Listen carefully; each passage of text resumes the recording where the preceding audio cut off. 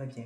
Mais dans ce monde actuel où nous sommes, où il y a beaucoup de publicité, voilà, il y a beaucoup de choses vraiment attrayantes, est-ce qu'il est vraiment possible de se discipliner? Est-ce qu'il est vraiment possible de ne pas acheter selon les émotions, les envies, etc.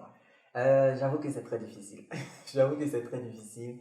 Et aujourd'hui, moi, en tant que marketeur, mon travail, c'est de pousser les gens à dépenser de façon déraisonnée. Mhm. OK? Et donc, aujourd'hui, avant, il fallait juste compter sur la publicité à la télé. Mais aujourd'hui, il y a ce qu'on appelle le multicanal. Mhm. Multicanal. Donc, quand cet individu, mais cette jeune fille sort, elle a un panneau avec une jolie photo qui présente le produit d'une façon tellement attrayante. Donc, visuellement, le panneau publicitaire euh, lui propose d'acheter.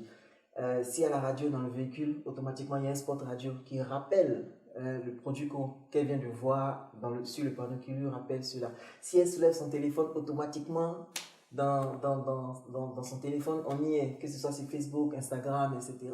Si elle va sur WhatsApp, quelqu'un va mettre la photo du produit en statut, etc. Donc, j'ai dit quoi? Cette communication multicanale fait que finalement, il devient très difficile de ne pas succomber à l'envie de faire un achat instantané. Mais le seul conseil que je peux donner, le seul conseil que je peux donner, c'est de se dire, on va se donner un temps de réflexion entre le stimulus et la réaction. Le stimulus, c'est le spot publicitaire, c'est la publicité, c'est le message de vente, c'est la photo qu'on nous a envoyée, c'est tous les commentaires que les gens disent, etc. Parce que les gens disent, ah, j'ai utilisé, c'est magnifique, regarde mon teint maintenant, regarde ma peau, regarde mon visage, etc. Ce stimulus-là se dit, ok, peut-être que je vais l'acheter, mais je me donne un temps de réflexion. Allez, je me donne 1 heure. Si dans 1 heure, j'ai toujours envie d'acheter le produit, peut-être que je vais prendre la décision d'acheter. Et vous allez vous rendre compte que si vous donnez 1 heure ou 2 heures avant de réfléchir, avant de décider d'acheter, l'envie pressante que vous aviez en fait va vous quitter. Et si cette envie vous quitte, ça veut dire qu'en fait c'était juste une envie, c'était pas un vrai besoin. Parce que quand vous avez vraiment besoin de quelque chose, même 2 heures après, vous avez toujours besoin de cette chose. Si je prends par exemple le besoin de manger, vous avez faim, et que si sur le moment vous n'avez pas mangé, mais d'ici 1 heure, d'ici 2 heures, cette envie-là va revenir encore. Okay. Donc voilà, pour moi c'est vraiment ça. C'est un peu de plus en plus difficile parce que nous les marketeurs, nous travaillons beaucoup plus sérieusement à ce que les gens dépensent beaucoup leur argent. Et donc il faut comprendre que oui, tout le monde va vous demander de dépenser, mais vous devez vous donner cette discipline-là de se dire, est-ce que je veux dépenser parce que j'en ai besoin ou juste parce que j'en ai envie? Si j'en ai envie, j'aurai envie de quelque chose d'autre demain, je ne suis pas obligé de dépenser cela aujourd'hui. Après, on va revenir peut-être à vous. Comment est-ce que vous arrivez, quand vous avez commencé le travail, comment est-ce que vous êtes arrivé à vraiment dépenser de manière raisonnable, voilà, à épargner aujourd'hui parce que vous êtes entrepreneur, voilà. Mais la question que je veux poser là maintenant, c'est est-ce que dépenser de manière raisonnable a des impacts sur la vie de tous les jours? Et aussi, est-ce que dépenser de manière non raisonnable a des impacts sur la vie? Oui, bien sûr, bien sûr. Dépenser de façon raisonnable a un grand impact sur la carrière, un grand impact sur la vie parce que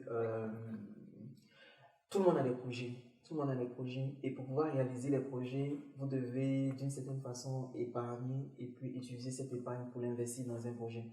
Le projet, ça peut être de tout type. Le projet, ça peut être de voyager. Le projet, ça peut être de se marier. Le projet, ça peut être de monter un business. Le projet, ça peut être d'acheter une maison pour ses parents. Le projet, ça peut être de financer l'opération de sa mère qui est malade. Le projet, bref, on a tous des projets. On a tous des projets. Et dépenser de façon raisonnable permet en fait de se discipliner et permet de réaliser ces choses qui sont très importantes pour nous. Dépenser de façon déraisonnable va faire qu'on va vivre une vie et à un moment donné, on va vivre de regrets. Vous savez, souvent, j'aime discuter avec des gens qui sont âgés. Et quand tu discutes avec les gens âgés, ce qu'ils regrettent le plus, ce n'est pas ce qu'ils ont fait. Ce qu'ils regrettent le plus, c'est ce qu'ils n'ont jamais eu le courage de faire. C'est ça qui est leur regret.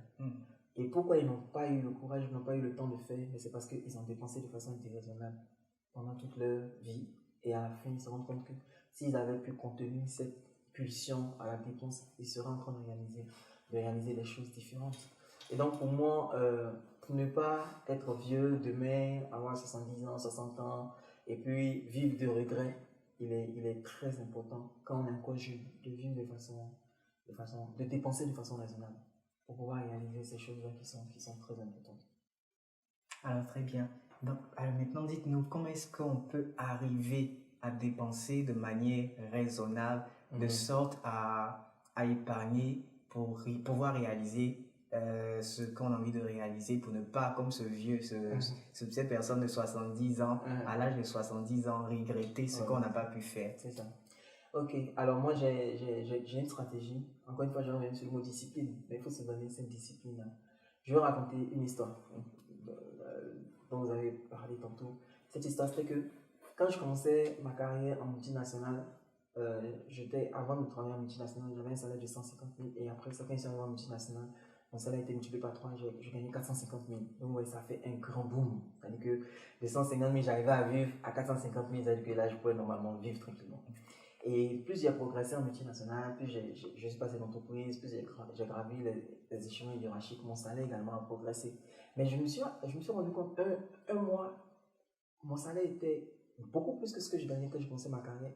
Et ce mois-ci, là, j'avais déjà tout dépensé et j'avais encore besoin d'argent. Et ce jour-là, c'était une prise de conscience. Moi, je me suis dit, mais qu'est-ce qui a changé dans ma vie entre le moment où je commençais à travailler aujourd'hui? J'étais célibataire, je suis toujours célibataire. J'avais pas d'enfant, j'ai toujours pas d'enfant. Ok? Je vivais chez mes parents, aujourd'hui je vis chez moi. Ok, cette dépense, ça coûte combien? Ça coûte juste 100 000, 120 000, l'appartement où j'habitais en ce temps-là. Et donc je me suis rendu compte qu'il y avait juste une dépense de 120 000 francs qui s'était ajoutée, mais rien d'autre n'avait changé. Donc ce jour-là, j'ai pris la décision de me dire, tous les mois, je devais dépenser au maximum que 450 000. Et si les 450 000 francs sont dépensés, je n'irai pas à la banque chercher de l'argent. Je vais trouver un autre moyen de gagner de l'argent. Okay? En vendant quelque chose, en lançant un produit, en faisant quelque chose, mais je n'irai pas à la banque en prendre de l'argent. Mais en ce moment-là, vous gagnez 450 000. Non, je gagnais beaucoup plus que 450 000. Je gagnais beaucoup plus que 450 000. Et en me donnant cette discipline, supposons que je gagnais 500 000, ça fait que tous les mois, j'avais 50 000 francs épargnés. 50 000 francs épargnés que je ne touchais pas. Et oui, à ce moment aussi, l'envie d'aller toucher à ces 50 000 me prenait. Mais je me disais, non, je vais maintenir mes dépenses dans ces 450 000. Et j'ai gardé cette discipline pendant des années. Et ça m'a permis de réaliser mes rêves. L'un de mes rêves, quand je commençais à travailler, c'était de m'acheter une Mercedes C220, CDI, intérieur cuir, toit panoramique. Boîte automatique triptonique. Waouh! C'était mon rêve en 2006. Vraiment, c'était vraiment votre rêve parce que vous connaissez toutes les caractéristiques de la voiture. J'avais choisi ça et en 2013, 2014, j'ai acheté exactement cette voiture. Mais ça n'a pas été un coup de chance ou non, c'est vraiment parce que j'ai discipliné mon envie de dépenser et en économisant de l'argent, j'ai pu m'acheter cette voiture-là. Et je me suis rendu compte qu'il y a vraiment de l'intérêt de se donner cette discipline. Et donc, quand j'ai des projets, je sais combien il me faut pour financer le projet. Et par rapport à ce qu'il me faut pour financer mon projet, je me donne la limite de ce que je ne peux pas dépenser par mois sur les revenus que j'ai. Et je fais tout pour tenir dans ce montant. Donc, quand par exemple je dois être généreux, quand par exemple un ami a besoin que je l'aide dans mes 450 000.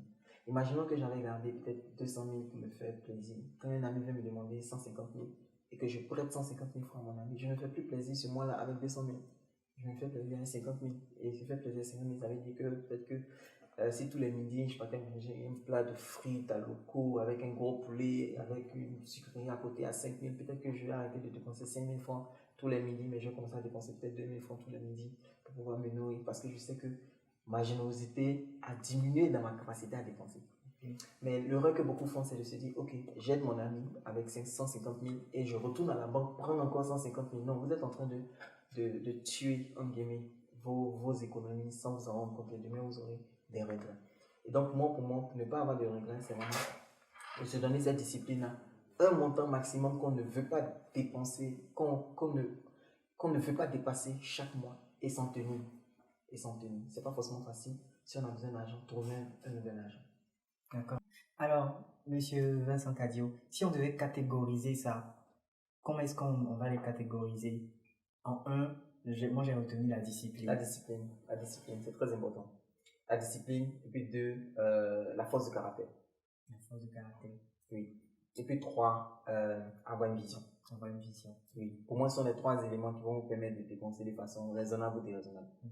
Si vous avez une vision, vous savez ce que vous avez envie de réaliser, vous avez un rêve, et vous êtes engagé par rapport à votre rêve, vous êtes vraiment motivé par rapport à votre rêve, ça va vous donner la discipline nécessaire. quand ça sera pas facile, vous aurez toujours cette discipline-là parce que vous avez un rêve, un objectif à atteindre. Et si vous avez votre rêve, vous avez la détermination qui va avec et puis vous êtes discipliné, vous pouvez réaliser tout. Très bien. Alors, ma dernière question. D'accord. Dépenser raisonnablement, utile ou pas utile? Très, très utile. Très, très utile. Très utile pour réaliser, pour être heureux, en fait. Pour être heureux, c'est vraiment dépenser raisonnablement. Je pense que moi, aujourd'hui, je suis dans une situation où je suis extrêmement heureux. Extrêmement heureux parce que je dépense comme je veux. J'ai énormément de réserves. Ok. J'ai des mois et des mois de réserves. C'est-à-dire que si mon revenu s'arrêtait aujourd'hui, j'ai des mois et des mois de réserves. Et ça a été possible parce qu'à un moment donné, j'ai pris une décision de dépenser raisonnablement. Je m'y suis tenu et aujourd'hui, par la grâce de Dieu, ça se passe très bien. Merci, Monsieur Cadio. Merci, En Jeunesse. tout cas, on a pris plaisir à vous écouter. Vous expliquez tellement bien qu'on n'a pas envie de vous laisser partir. Merci. Je pense que vous pouvez également poser de tellement bonnes questions que ça permet de dire ce qu'on a dit de façon simple. Oh, merci. Je vais rappeler, vous êtes auteur, vous êtes conférencier, vous êtes marketeur et vous êtes entrepreneur. Voilà, en ce qui concerne vos livres, et j'ai vu le titre d'un livre qui parlait de devenir le double de son... La doublure de son patron. La doublure de son patron. Alors, où est-ce qu'on peut se procurer? Ok, alors ce qu'on fait, on fait la livraison, on m'a pris en charge même la livraison de tous les bouquins. Donc vous n'avez qu'à nous contacter sur la page Vincent Cadio. Et puis vous choisissez l'ouvrage qui vous intéresse. Et puis j'ai une équipe derrière qui va vous appeler, qui va organiser la livraison, que ce soit en Côte d'Ivoire, que ce soit ailleurs, que ce soit à l'intérieur du pays, que ce soit à Dijon, on prend en charge.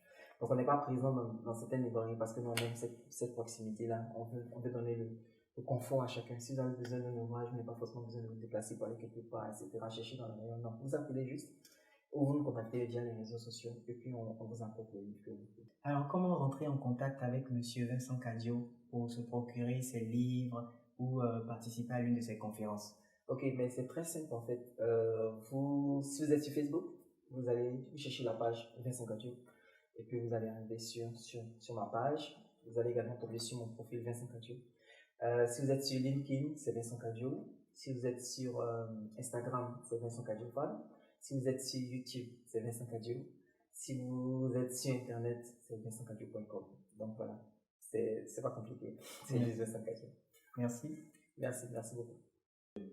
CIOF aujourd'hui, c'est terminé. Merci de nous avoir suivis. En tout cas, on a pris plaisir à être avec M. Cadio. J'espère que ces conseils t'aideront à mieux gérer tes dépenses. N'oublie pas de liker, de partager et de t'abonner. À bientôt.